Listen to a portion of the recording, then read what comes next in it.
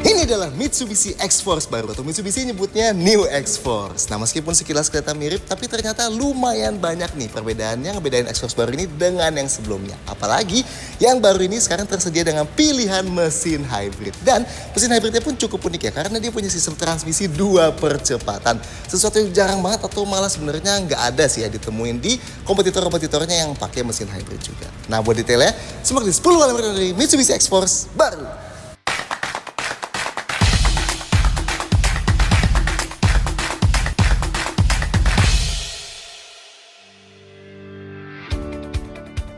Satu, varian. Karena ketambahan pilihan yang hybrid, jadi varian X-Force bertambah cukup banyak nih ya di yang baru. Dan tenang, kalau masih belum siap sama mesin hybrid juga untungnya varian yang bermesin bensin kayak sebelumnya tetap ada kok. Dari yang bermesin bensin dulu, ada Exit dan di atasnya ada Ultimate. Dan kalau pengen Ultimate tapi pengen fitur tambahan kayak sound system Yamaha, bagasi elektrik, jok elektrik dan sebagainya gitu bisa tambah 25 juta buat paket premium ya. Nah, yang hybrid variannya disebut HEV atau HEV lah kita nyebutnya. Dan kayak Ultimate tadi juga, kalau pengen beberapa tambahan fitur plus panoramic roof-nya bisa tambah 25 juta buat paket yang premium juga ya. 2. Pilihan warna. X-Force baru ini sebenarnya ada 6 pilihan warna. Tapi kalau di kategori lebih detail ada 4 pilihan warna yang single tone dan 4 yang two tone ya. Yang single tone ada putih quartz white pearl, blade silver metallic, abu-abu graphite grey metallic, dan hitam jet black mica. Nah, yang two tone cuma ada di varian X-Force HEV Premium dan X-Force Ultimate Premium. Ada putih quartz white pearl two tone, blade silver metallic two tone, kuning energetic yellow two tone, dan merah red metallic two tone. 3. 2 pilihan mesin. Nah, kalau sebelumnya X-Force cuma ada 1 pilihan mesin aja, sekarang ada 2 pilihan nih ya. Yang pertama, mesin bakar internal dengan bahan bakar bensin atau sebut aja mesin bensin ya.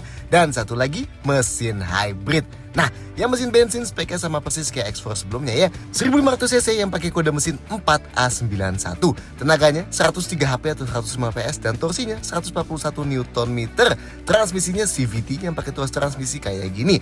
Dan ada 4 mode berkendara ini ya. Normal, wet, gravel, dan matte. Nah, yang baru yang mesin hybrid ini. Hybrid artinya selain ada mesin bakar, ada juga motor listrik yang ditenagain sama baterai. Dan di X-Force hybrid ini bisa jalan tanpa nyalain mesin bakarnya sama sekali buat beberapa saat ya. Komponennya apa aja? Pertama, mesin bakar atau mesin bensinnya. Ini mesin yang beda ya sama yang di X-Force bensin. Di sini pakai mesin 1600 cc dengan kode mesin 4A92. Tenaganya 107 PS dan torsinya 134 Nm. Mesinnya lebih efisien ya karena pakai Atkinson cycle dan rasio kompresinya pun super tinggi 14:1. Tapi kayak yang tertera di kap bensinnya ini tetap bisa pakai bensin dengan oktan reguler ya. Kedua, ada motor listrik yang jadi penggerak utama mobilnya. Tenaganya 114 HP atau 116 kW dan torsinya 255 Nm. Dan ketiga, ada baterai lithium ion berkapasitas 1,1 kWh yang ditempatkan di bawah kedua jok depannya. Tapi yang paling unik udah pasti transmisinya. Mitsubishi nyebut transmisinya two-speed transaxle. Pada dasarnya, ini transmisi yang menggabungkan motor dan generator dengan set gear planetary dan transaxle buat menyambungkan mesinnya. Nah, two-speed atau 2 percepatannya bukan artinya kalau lagi jalan bakal ada gigi 1 dan gigi 2. Tapi ketika bekerja secara paralel alias motor dan mesin bekerja berbarengan buat menggerakkan mobil, jadi ada 2 mode dari rasio gear yang berbeda. Yang pertama, parallel low, di mana motor dan mesin bekerja bersamaan, tapi mesinnya melewati transaxle dengan rasio gear rendah buat menggerakkan mobil ya ketika butuh torsi besar. Misalnya saat terdeteksi tanjakan yang sangat curam atau tanjakan yang panjang. Dan yang kedua, parallel high. di mana motor dan mesin bekerja bersamaan, tapi mesinnya melewati transaksel dengan rasio gear tinggi. Ini buat menggerakkan mobilnya ketika butuh tenaga besar. Misalnya saat pedal gas dibejek di kecepatan medium atau tinggi untuk berakselerasi kencang. Setup yang unik sih ya ini. Anyway, cara pakai shifter elektroniknya buat masukin ke D sambil injek pedal rem, kita ke bawahin yang jauh tuasnya. Kalau kita ke atasin dan agak ditahan, dia bakal masuk ke N. Buat masukin ke R atau mundur, perlu tekan tombol yang samping kanan ini dan ke atasin yang jauh. Dari R pun bisa masuk ke N lagi ya kalau ke bawahin dan ditahan sebentar. Kalau di D kita ke bawahin sekali lagi, dia bakal masuk ke gigi B buat pengereman regen yang lebih kuat. Dan buat masukin ke P lagi tinggal klik aja tombol yang di atas ini. Nah, mode berkendaranya jauh lebih banyak ya dibandingin di X-Force bensin.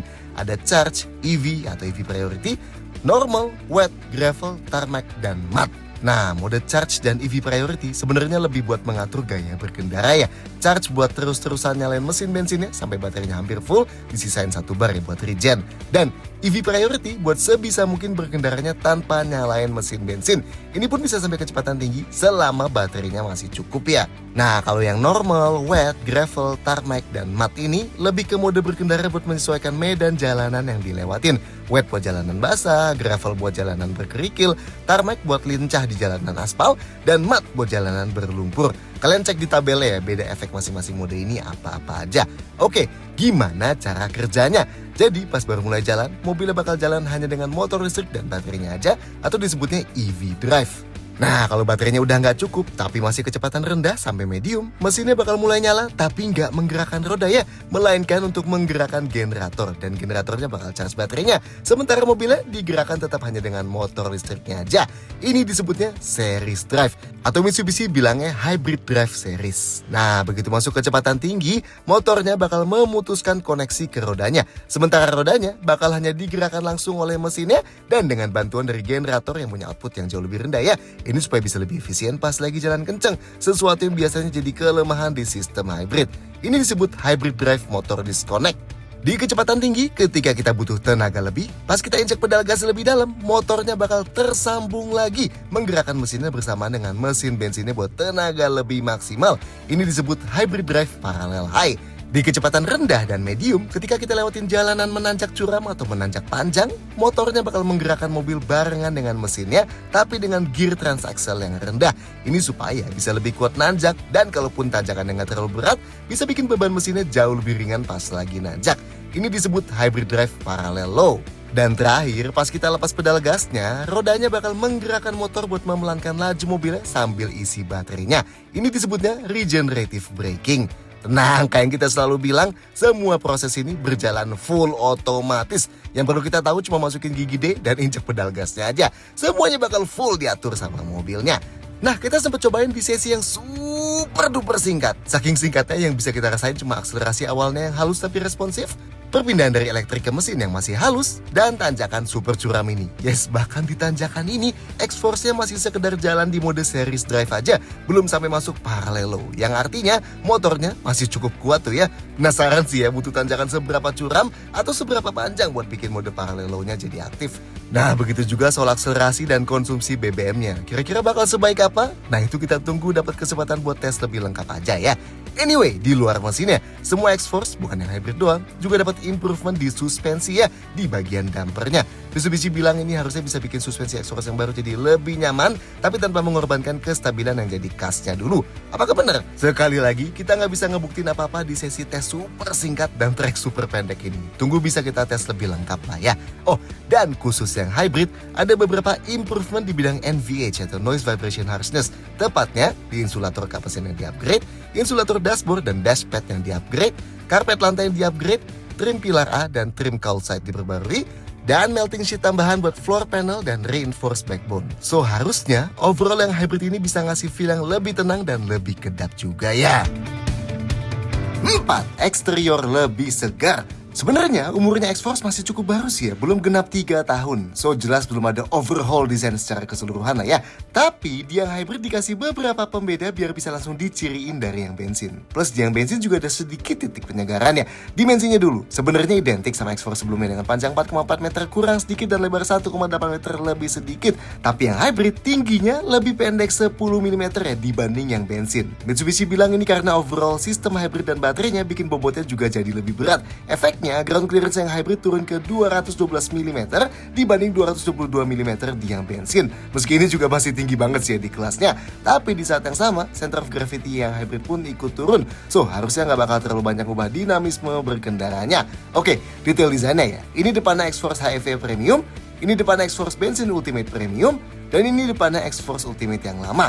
Yes, tentunya masih pakai bahasa Dynamic Shield paling barunya dengan komponen pengapit grill yang tajam dan lampu T-shape-nya ini. Nah, di yang hybrid beda paling jelasnya ada logo HEV di kiri grillnya itu, dan grillnya sendiri di bagian ujung depannya dikasih garnish ke silver-silveran gini ya. Sedangkan di yang bensin tetap kayak yang lama gini. Sisanya sama sih ya, kayak bagian dalam lampunya yang kayak dibuat bertingkat dengan dua proyektor yang sebelahan, dan bumper bawahnya pakai model hitam besar yang digabung sama panel body color yang mencuat dari bawah dan jadi housing fog lamp-nya itu. Detail lampu depannya full LED nih, di area LED, lampu malamnya LED, lampu besar dual proyektor LED-nya, lampu jauhnya proyektor LED yang sama, fog lamp-nya LED, dan lampu seinnya LED yang gantiin di arealnya.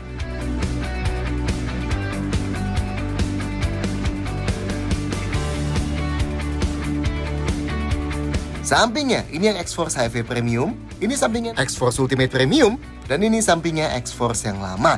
Yes, bagian ini pun tetap pakai desain silky and solid. Silky bisa diciriin dari pilar C uniknya itu yang ngasih efek floating roof, dan solid bisa diciriin dari bentuk ke SUV-annya dan ground clearance tingginya yang kata Mitsubishi ngasih feel reliability dan aman. Nah, pembeda utama varian hybrid ada dua dari samping sini ya. Pertama, emblemnya. Beda sama depan yang emblemnya HEV, di samping sini yang besar tulisan EV-nya, dan hybridnya lebih kecil ya. Tapi kalian jelas nggak bakal keskip sih sama emblemnya ini karena gede banget ya. Velgnya juga yang hybrid beda nih ya, motifnya kayak gini. Bagian hitam dia lebih dominan ya dibanding silvernya. Ukurannya tetap 18 inci dan tetap pakai ban 225 50 R18 ya.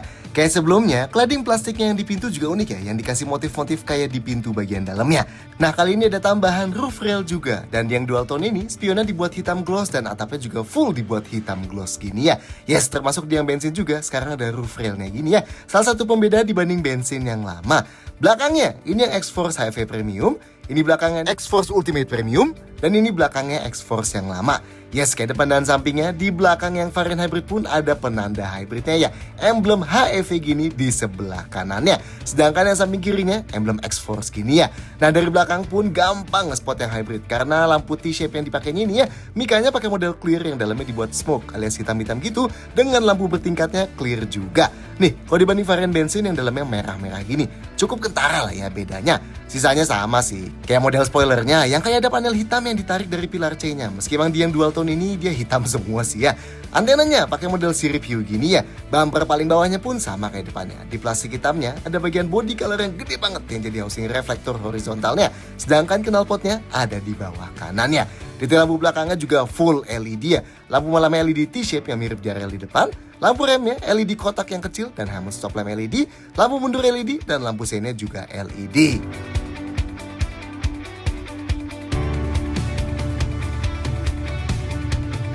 5. Detail interior. Sebenarnya kalau sekilas lihat, desain overall interior X-Force masih mirip ya sama yang sebelumnya. Tapi ada beberapa perbedaan yang cukup krusial. Pertama, yang paling ditunggu-tunggu. Selain varian Exit, sekarang X-Force ada panoramic roof-nya. Mitsubishi nyebutnya frameless panoramic roof karena nggak ada frame yang membentang di antara kacanya. Ukurannya cukup gede, 93,3 cm panjangnya dan lebarnya 78,3 cm. Dan ada electric shade-nya juga ya, yang bisa ditutup buka pakai tombol ini di overhead konsolnya. Nice lah ya. Yang kedua, interiornya sekarang full hitam. Dashboardnya hitam, joknya hitam, atap dan pilarnya full hitam. Mirip sama X-Force yang terakhir kali sih ya. Tapi emang beda sama X-Force yang keluar di awal-awal ya. Ketiga, jok drivernya Ultimate Premium dan HEV Premium sekarang elektrik 8 arah ya. Nice ya. Dan yang keempat, beberapa sentuhan khusus di varian hybrid. Kayak tuas transmisi yang beda ini yang pakai electronic shifter tadi ya. Kalau yang di bensin kan masih pakai yang sama nih kayak sebelumnya. Dan lantai di baris kedua ini yang di hybrid full rata, sedangkan yang di bensin persis sebelumnya ada gundukan kecil gini. Kelima lebih ke perintilan sih, kayak lampu kabin sekarang di depan LED ada 2 gini. Nice ya. Dan yang belakang juga LED yang digabung jadi satu tempat gini nih. Nah, sisanya kayak X-Force yang kalian udah kenal lah. Kita detailin deh. Dari desain dashboard horizontal aksisnya ini, yang panel membentang full horizontal ini dilapis kulit ya, dan ada jahitannya gini. Di bawahnya yang ada storage, ada ambient light itu. Begitu juga yang di bawah kontrol AC dan di pintu, yang tetap bisa diset tingkat keterangannya dari sini ya. Setirnya pun tetap pakai model 3 spokes yang lingkarnya full membulat ini, khas Mitsubishi yang baru ya. Dan yang kita suka, tetap ada ventilasi AC nih di bawah setir sini. Sesuatu yang langka banget ya di mobil kekinian. Jok depannya yang punya bentuk bagian support pundak yang ke sportian ini, dan headrest yang besar ini ya. Pelapis kulit sintetisnya sekarang full hitam termasuk yang garis di tengahnya ya. Dan ini jok belakangnya. Bentuknya tetap pakai yang banyak lekukannya dengan 3 headrest adjustable, dan yang bagian tengahnya bisa full diturunin jadi armrest raksasa ya, yang kayak misahin kedua jok kiri kanannya. Desain pintunya, yang depan bahan paling atasnya itu plastik, tapi dikasih motif-motif yang kayak diamond ini ya, jadi nggak kelihatan polos. Yang di sekitar handle pintunya, lapis kulitnya juga hitam ya sekarang. Buat sandaran tangannya dilapis kulit warna hitam gini juga. Dan yang desain di panel kontrol jendelanya dibuat kayak agak mengambang gitu, dan dikasih panel piano black ya. Pintu belakangnya serupa ya, yang ngebedain paling di sekitar handle pintunya ini nggak ada lapis kulitnya aja. Oke, detail lain di dalam. Sun visornya di kiri dan kanan sama-sama ada card holdernya, dan ada kaca yang bisa ditutup buka plus lampu LED-nya ya. Nice. Pegangan tangan plafonnya yang di depan, selain ada di sisi penumpang depan, sekarang ada di sisi drivernya juga ya. Nice lah. Sedangkan di belakang modelnya tetap lipat dan ada gantungan bajunya di kiri dan kanan. Oh, dan ada ventilasi AC gini ya di belakang. Tapi gimana rasa duduknya di dalam kabin? Nah, konfigurasi jok. Oke, buat masuk ke depan pintunya termasuk cukup berat, not bad lah feel-nya. Napak ke dalam ya. Nah, yang hybrid ini sebenarnya lebih rendah 10 mm dibanding di yang bensin. Meski sebenarnya masih mirip lah ya rasa naiknya. Agak tinggi tapi masih gampang. Nah, posisi duduknya, ini joknya udah kita set ke posisi yang paling rendah. Dan ini emang posisinya tetap tinggi banget ya. Cocok nih buat yang nyari feel elevatednya SUV. Dia nggak kayak kebanyakan crossover gitu rasa duduknya ya. Mitsubishi bilang ketinggian eye point kita 1,3 meteran dari tanah ya. Makanya visibilitas ngeliat keluar aman tuh. Patokan kap mesinnya kelihatan jelas. Dan ke samping juga cukup oke ya, ke batu jendela gede. Pengaturan joknya X-Force HV Premium dan X-Force Ultimate Premium elektrik 8 arah ya. Bahkan info speknya cukup detail nih. Slide-nya bisa 230 mm, naik turunnya 31 mm, bisa tilt depannya hingga 8 derajat, dan recline sandarannya bisa sampai 87 derajat. Yang penumpang depan manual slide dan recline aja ya. Headrestnya bisa diatur naik turun dan posisinya udah maju nih. Jadi kepala kita bisa sandaran sambil nyetir dan gak bakal ngedanga. Headroomnya di yang versi ada panoramic roof ini sedikit berkurang tapi tetap masih aman. Dan lihat ke atas ini dapat feel leganya ya. Sandaran tangan di tengah besar gini nih dan dilapis kulit ya, jadi empuk. Gak bisa digeser maju mundur tapi ini cukup panjang juga. Jadi kita masih bisa sandarin tangan sambil pegang setir. Yang di pintu juga dilapis kulitnya, jadi empuk juga buat tangan kita sandaran. Seatbeltnya posisinya fix, setirnya selain tilt bisa teleskopik juga. Dan buat sandaran kaki kiri driver ada gundukannya gini tanpa pad plastik ya. Sekarang kita ke belakang. Pintu belakangnya sedikit lebih ringan dibanding yang depan, tapi masih cukup berat sih, oke lah ya. Sudut bukanya cukup lebar juga. Nah, meskipun atapnya rata, tapi bentuknya emang agak rendah ya. Jadi buat masuknya kita perlu nunduk dulu sedikit banget, ya nggak sampai bikin sulit sih ya. Oke, posisi duduk di belakang sini lebih tinggi dibanding di depan. Dan dudukan joknya nopang paha kita dengan sempurna nih ya. Jadi paha kita nggak ngangkat-ngangkat ya. Dan yes, ini yang hybrid ya. Nice ya, di yang hybrid pun paha kita masih ketopang enak ini. Jok ini nggak bisa digeser maju mundur, tapi ruang kakinya termasuk luas ya, masih jadi salah satu yang terlega di kelasnya nih. Oke lah. Nah, ruang gerak sepatunya ini sebenarnya masih aman banget ke atasnya. Tapi di yang hybrid ini karena ada baterai besar di bawah jok depannya, jadi emang buat mentokin ke depan jadi lebih terbatas ya kaki kita. Dan kelihatan lebih terbatas lagi tuh di yang sebelah kiri situ. Nah, ini beda nih sama yang bensin. Kalau yang bensin di bawah kolongnya bener-bener kosong ya, jadi bakal lebih lega lagi. Lanjut, ketiga sisi joknya ada headrest adjustable semua ya, jadi lebih nyaman gini kalau sandaran. Nah, sama kayak sebelumnya, jok belakang ini bisa direbahin fleksibel banget sampai ke 8 posisi ya. Tepatnya dari 17 derajat hingga 33 derajat. Termasuk rebas ya ini di kelasnya. Ini ruang kepalanya, kalau kita duduknya joknya dibuat tegak. Sedikit lebih terbatas karena tepat di bawah gundukan panoramic roof-nya ya. Sedangkan ini kalau dibuat rebah maksimal, termasuk sangat rileks ya buat kelas compact SUV gini. Dan ruang kepalanya jadi lebih lega lagi di posisi ini.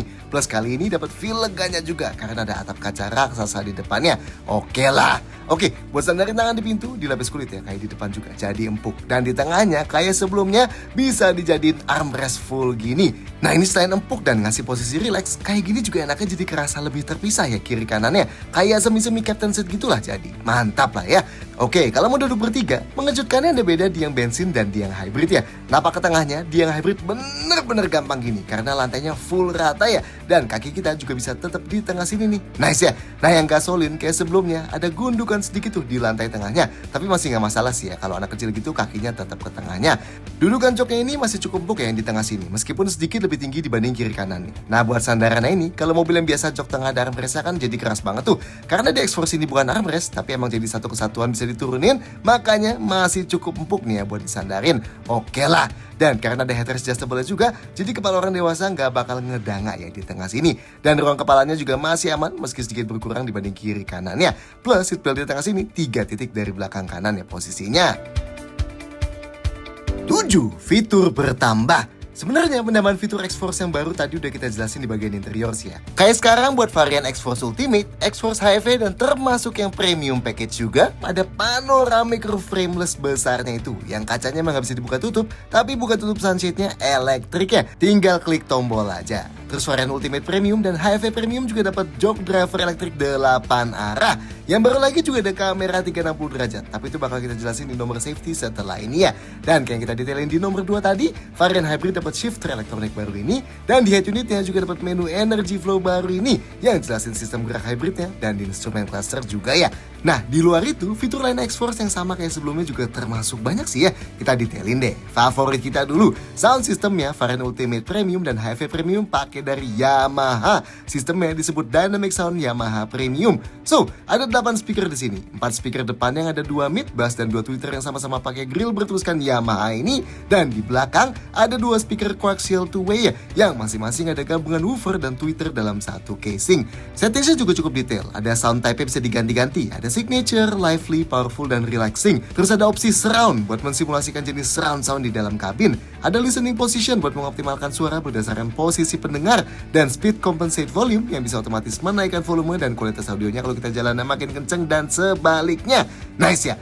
Lanjut, AC-nya dari varian paling bawah udah dapat dual zone auto climate control, alias suhu AC depan kiri dan depan kanan bisa dibeda-bedain ya. Suhu paling dingin 18 derajat Celcius dan paling panasnya 32 derajat. Jadi ada heaternya ya. Oh, dan meskipun ada layar sendiri di atas ini, tapi kita bisa buka menu climate di head unit buat lihat detail status AC-nya juga ya. Ada buat aren angin ke kaki tentunya, defroster kaca depan dan defogger kaca belakang juga lengkap. Ada max cool buat langsung ngeset semua ke paling dingin, dan ada memori nih. Jadi kita bisa ngeset konfigurasi AC favorit kita dari semburannya, fan level sampai temperatur masing-masing, dan tinggal klik memori ini aja buat recall opsi itu ya. Nah, varian Ultimate ada fitur Nano EX ya. Ini air purifier dan ionizer yang bisa menghilangkan bau di mobil sekaligus membunuh virus dan bakteri. Asik nih ya. Dan ada mode dry juga buat mengurangi udara lembab di dalam mobil. Kabin belakang dapat ventilasi AC juga nih, nice ya. Jadi lebih cepat dinginnya di belakang. Dan varian HEV dan HEV Premium sama-sama dapat kayak gini. Ini buat bypass AC ke laci konsol tengah nih. Yang bikin laci sini bisa jadi cooler ya, karena AC-nya bakal masuk sini. Fungsinya bisa kita pakai buat dinginin minuman atau apalah ya yang bisa kita taruh di sini.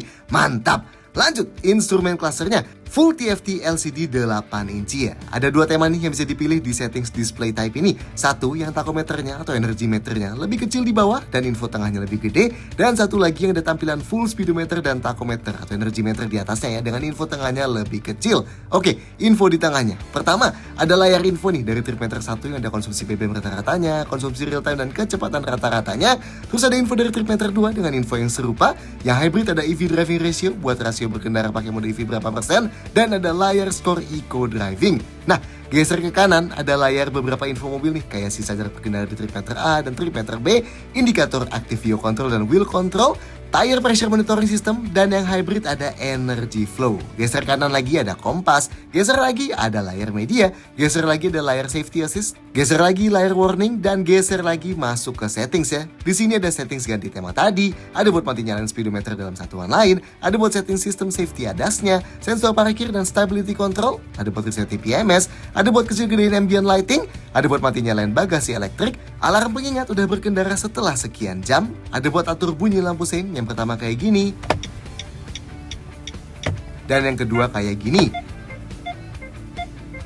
Ada buat ganti bahasa, buat ganti satuan unit, dan pengingat servis. Lanjut, di depan ada wireless charger nih. Jadi HP-nya yang support C-charging tinggal ditaruh aja dan bakal ke-charge ya. Kalau mau naruh barang lain di situ, fitur water chargingnya bisa dimatiin dari head unitnya ya.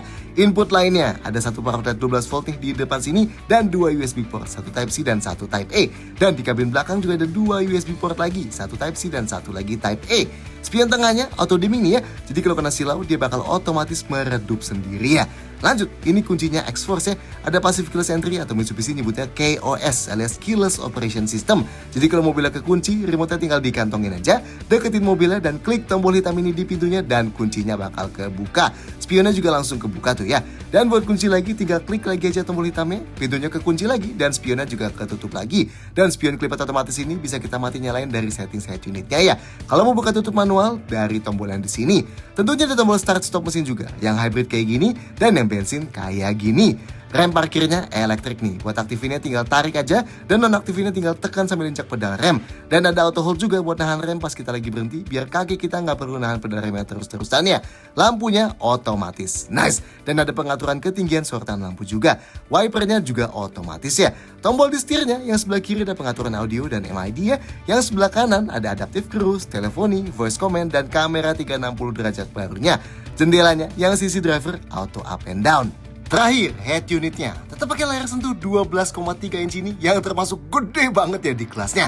Kayak sebelumnya ini tetap ada beberapa tombol kapasitif di bawahnya buat kontrol cepat, dan di kanan kiri sini juga tetap ada shortcut buat akses menu-menu yang paling sering dibutuhin ya. Nah, home screen-nya juga kayak sebelumnya ya, tetap ada widget gini yang bakal nampilin info-info secara real time. Ini bisa kita puter-puter atau kita gedein ya widgetnya. Dan yang baru, di yang hybrid ada widget energy flow-nya ini. Oke, ini ada wireless Apple CarPlay dan wireless Android Auto. Jadi kita bisa sambungin HP kita tanpa pakai kabel, dan nanti munculin interface yang lebih familiar sama HP kita gini di layarnya, dan pakai aplikasi kayak Apple Music, Spotify, Google Maps, Waze, dan lain-lain ya.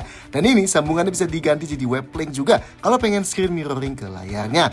Menu head unitnya, buat source audionya bisa dari Bluetooth, USB, iPod connection juga masih bisa, dan ada radio. Ada buat Bluetooth teleponi, aplikasi multimeter, ini bisa nampilin banyak banget data ya. Yang menu adventurous, ini ada widget GPS yang nunjukin ketinggian kita dan posisi titik latitude longitude yang akurat. Terus ada widget tilt angle yang bakal nunjukin detail kemiringan horizontal dan vertikal mobilnya dalam derajat. Dan ada widget kompas yang sekaligus nunjukin suhu di luar juga. Terus lanjut ke menu reliable, ini ada widget tingkat kemiringan setir seiring kita belokin setirnya. Terus ada widget Active Yaw Control yang bakal nunjukin ketika fitur AYC-nya kerja, dan widget Traction Control yang nunjukin ketika sistem ini aktif dan sudut belokan bannya juga ya. Menu responsif, ini ada widget Power Meter-nya, widget G-Meter yang bakal bereaksi pas kita jalan, dan widget konsumsi BBM rata-rata dan instan. Menu Driving Score, ini ada skor yang bakal dikasih di setiap sesi berkendara kita. Dan menu Customize, ini ada widget voltase aki, jam, dan overall skor berkendara. Lanjut, aplikasi Wallpaper Player, ini ada live wallpaper ya, atau wallpaper bergerak kayak ubur-ubur ini, Four Seasons, orang mendaki, atau akuarium ini. Aplikasi USB Photos, ini buat lihat foto-foto dari USB ya. Terus ada jam buat lihat jam dalam berbagai gaya. Nah, aplikasi Vehicle Information ini juga bakal nampilin banyak data ya. Di dalamnya ada menu Avionics yang bakal nunjukin detail info mobilnya ala di pesawat, dari temperatur, barometer, kemiringan setir, rem, indikator coolant, injeksi bensin, pedal gas, dan ada charge juga di yang hybrid ini ya. Dan beberapa info lagi. Yang sebelumnya kita bilang menu Energy Flow yang ngasih lihat flow sistem hybridnya. Menu Altitude bakal ngasih lihat ketinggian kita dan temperatur luar. Driving Score yang kayak sebelumnya tadi, Fuel Economy buat lihat sejarah konsumsi BBM, dan masih ada juga menu Eco Score dan Tire Pressure ya. Lanjut, aplikasi kamera, ini buat buka kamera 360 derajatnya. Menu AC, ini buat ngasih lihat detail AC-nya. Drive Mode buat ganti mode berkendara, dan menu Maintenance ini bakal ngasih lihat detail buat ngingetin kapan ganti oli dan filter oli selanjutnya, kapan perlu rotasi ban, dan bahkan kita bisa nambahin variabel sendiri, misalnya kapan harus ganti aki gitu ya.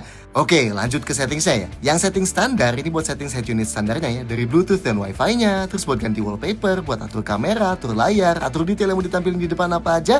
Ada buat kurangin noise radio juga, terus settings audionya, terus settings kendaraan atau vehicle settings. Pertama, ada settings KOS atau keyless entry-nya. Ini bisa atur feedback lampu seinnya kalau kita buka kunci mau nyalanya gimana, dan atur feedback bunyi bip-bipnya kalau kita buka tutup kuncinya. Settings wiper bisa aktifin wiper belakang otomatis nyala kalau kita masuk gigi mundur pas wiper depannya lagi nyala. Settings lighting ini bisa buat atur follow me home dan welcome light. Settings turn signal ini buat mati nyalain one touch triple turn signal. Settings power door locks ini buat atur kunci ulang kalau habis kita buka kunci mobilnya tapi pintu mobilnya nggak jadi kita buka. Dan settings others ini buat atur spion lipat otomatisnya, dan buat otomatis matiin aki kalau kita ada di dalam sistem ACC terlalu lama. Sisanya ada buat atur driving score, atur notifikasi, atur bahasa, dan perintilan standar lainnya ya. 8. Detail safety. Oke, fitur safety di X-Force Ultimate Diamond Sense sebelumnya sebenarnya udah cukup lengkap ya. Yang baru ini dapat penyempurnaan lah ya. Kayak di Destinator juga, sekarang buat X-Force Ultimate, X-Force Ultimate Premium, dan X-Force HEV Premium dapat fitur kamera 360 derajat atau Mitsubishi nyebutnya MAM alias Multi Around View Monitor. Jadi kameranya selain di belakang sini, ada juga kamera di depan sini dan di bawah masing-masing spionnya. Jadinya bisa ngebentuk gambar 360 derajat sekeliling mobil gini. Nah, ini garisnya ikut belok-belok nih kalau kita putar setirnya. Oke, angle-nya kalau menghadap depan ada 4 pilihan ya yang bisa kita ganti-ganti pakai switch di setir sini. Pertama yang kayak gini, kelihatan angle depan dan kiri kanan ban depan sekaligus. Kedua angle gini, depan dan tampilan 360 derajatnya. Ketiga angle gini, wide angle depan aja. Dan keempat ini unik nih ya, dia kayak transparent view, jadi kayak gabungin kamera depan dan samping kiri buat dapetin angle semi transparan dari bagian kiri kap mesinnya. Oke lah ya. Dan angle belakangnya ada 3. Yang pertama, tampilan belakang plus 360 derajatnya gini. Yang kedua, belakang dan ban kiri depan gini. Dan yang ketiga, wide angle belakang gini. Dan kamera 360 derajat ini sekaligus bawa fitur moving object detection ya, yang bakal kedipin kotaknya jadi warna kuning gini kalau terdeteksi ada objek yang bergerak. Nice lah ya. Sisanya cenderung mirip lah sama X-Force sebelumnya. Airbagnya, varian Exit 4 airbag. Sedangkan semua varian di atasnya 6 ya. 2 airbag depan, 2 airbag samping ada di samping kedua jok depan, dan 2 airbag pilar yang memanjang. Rem depannya, cakram ventilasi, dan rem belakangnya cakram. Tentunya sistem rem ABS, EBD, dan brake assist komplit semua ya. Ada TCL atau traction control dan ASC atau active stability control. Keduanya buat menjaga traksi dan kestabilan mobil. Buat non-aktifnya dari MI di sini. Ada juga active yaw control atau AYC yang awalnya dulu dikembangkan buat Lancer Evo ya. AYC ini bakal ngebuat mobil lebih stabil pas menikung ekstrim dengan cara ngerem ban depan sisi dalam sesuai jumlah yang dibutuhkan supaya roll pas ngelakuin tikungan ekstrim itu berkurang drastis. Alias mobilnya nggak keguling, sekaligus real time efeknya bakal ngurangin understeer. Ada hill start assist ya yang bisa ngeremin mobil beberapa detik pas kaki kita pindah dari pedal rem ke pedal gas waktu mau jalan lagi setelah berhenti di tanjakan. Fungsinya supaya pas mau jalan laginya mobilnya nggak merosot dulu. Sensor parkirnya ada 4 titik di belakang yang terintegrasi gini. Ini bisa dimati nyalain dari MID-nya ya. Plus ada indikatornya di instrumen clusternya. Ultimate Premium dan HEV Premium ada TPMS-nya atau Tire Pressure Monitoring System. Ini bisa ngasih tahu tekanan ban masing-masing bannya ya. Jadi kita bisa pantau kalau ada tekanan yang kurang atau kelebihan. Ada indikator seat belt setiap jok yang posisinya di overhead console sini. Dan tentunya ada dudukan ISOFIX di jok baris kedua ya buat pakai child seat dengan lebih mudah ya. Di luar safety basicnya, X-Force baru ini juga ada fitur ADAS-nya atau yang di Mitsubishi disebutnya Diamond Sense ya. Varian Exit pakai ADAS basic yang manfaatin 2 sensor yang sembunyi di balik kiri kanan bumper belakang sini. Sedangkan semua varian lainnya dapat Diamond Sense full yang sekaligus manfaatin kamera di balik spion tengah sini dan radar di depan sini. Yang lebih basic dulu ya, yang udah ada dari varian Exit. Ada blind spot warning yang bakal nyalain indikator di spion pas terdeteksi ada objek di titik buta. Lane change assist yang bakal ngasih peringatan kalau kita nyalain lampu sein ke arah yang ada objek di titik buta tadi itu. Dan ada rear cross traffic alert yang ngasih tahu kalau ada mobil mendatang dari kiri atau kanan pas kita lagi mundur. Nah, selanjutnya ada di varian-varian atasnya ya. Ada forward collision mitigation system yang bakal mendeteksi dan kasih peringatan kalau ada kemungkinan nabrak objek di depan dan bakal ngerem otomatis kalau nggak kita gubris. Ada juga adaptive cruise control yang artinya selain bisa ngeset mobilnya buat jalan konstan, bisa juga ngeset buat ngejaga jarak sama mobil di depan kita. Jadinya kalau mobil di depan kita memelan, kita bakal ikut memelan tanpa perlu injak pedal remnya. Dan pas dia kencang lagi, kita juga bakal ikut kencang lagi sampai kecepatan yang udah kita set sebelumnya tanpa perlu kita injak pedal gasnya. Ada leading car departure notification yang bisa ngasih peringatan kalau pas kita lagi berhenti, mobil di depan kita tiba-tiba jalan ya. Supaya kalau kita lagi terdistraksi, bisa langsung sadar dan ikut jalan juga. Dan terakhir ada automatic high beam yang bisa otomatis mati atau nyalain lampu jauh buat menyesuaikan tingkat penerangan di sekitar kalau terdeteksi nggak ada kendaraan yang berpotensi kena silau di depan. 9. Bagasi dan storage. Bagasi X-Force baru varian Ultimate Premium dan HEV Premium elektrik ya. Cara bukanya bisa klik 2 kali tombol bagasi yang ada di remote ini. Tapi jangan lupa kuncinya dibuka dulu ya. Tutupnya pun juga klik 2 kali. Terus bisa tahan tombol yang ada di dalam kabin sini. Dan bisa manfaatin passive keyless entry-nya juga. Jadi kalau mobilnya lagi kekunci, kita kantongin remote-nya, deketin mobilnya dan klik tombol yang lebih lebar di bawah pintunya sini aja nih. Dan kebuka bagasinya. Ini sekaligus juga buka kunci semua pintu lainnya ya. Nah, ini bagasinya X-Force. Yes, sama kayak sebelumnya ya. Tetap jadi salah satu yang terbesar atau malah emang yang terbesar di kelasnya sih ya.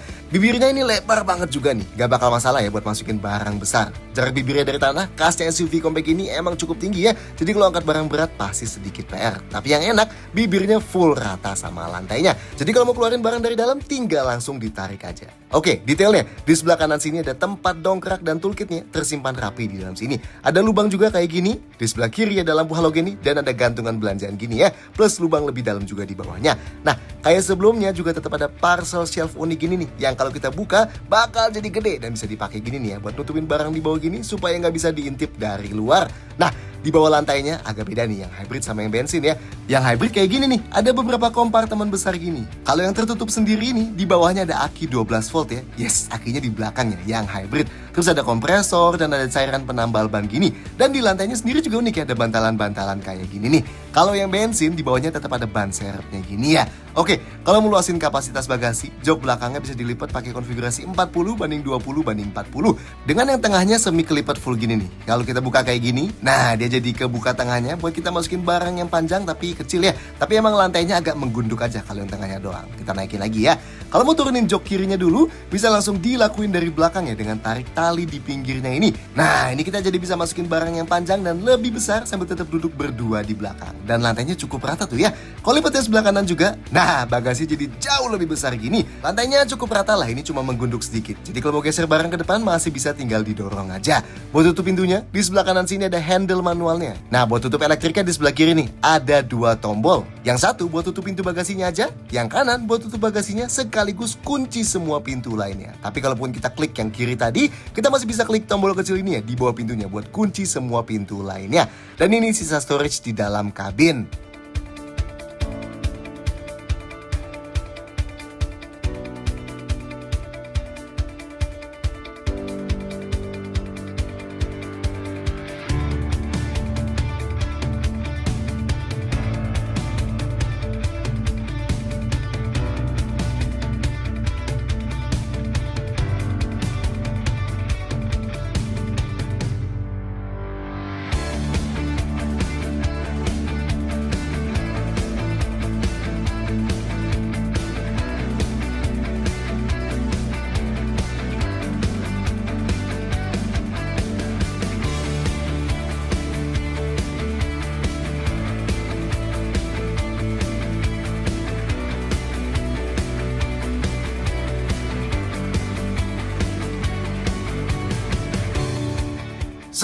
Detail-detail lain. Sama kayak X-Force sebelumnya, setiap varian X-Force baru ini termasuk yang hybrid juga ada diproduksi lokal ya di pabrik Mitsubishi di sini.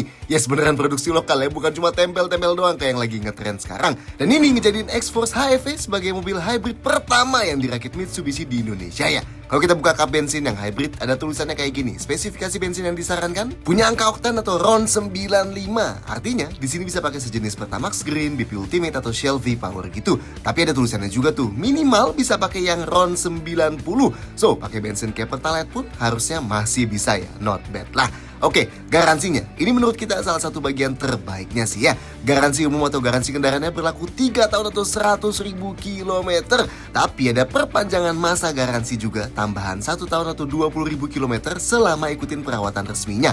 So, total garansi kendaraannya jadi 4 tahun atau 120.000 kilometer ya. Nah, buat yang varian hybrid, garansi baterai tegangan tingginya berlaku hingga 10 tahun atau 200.000 kilometer. Nice tuh ya, salah satu yang terlama di industri sih ini.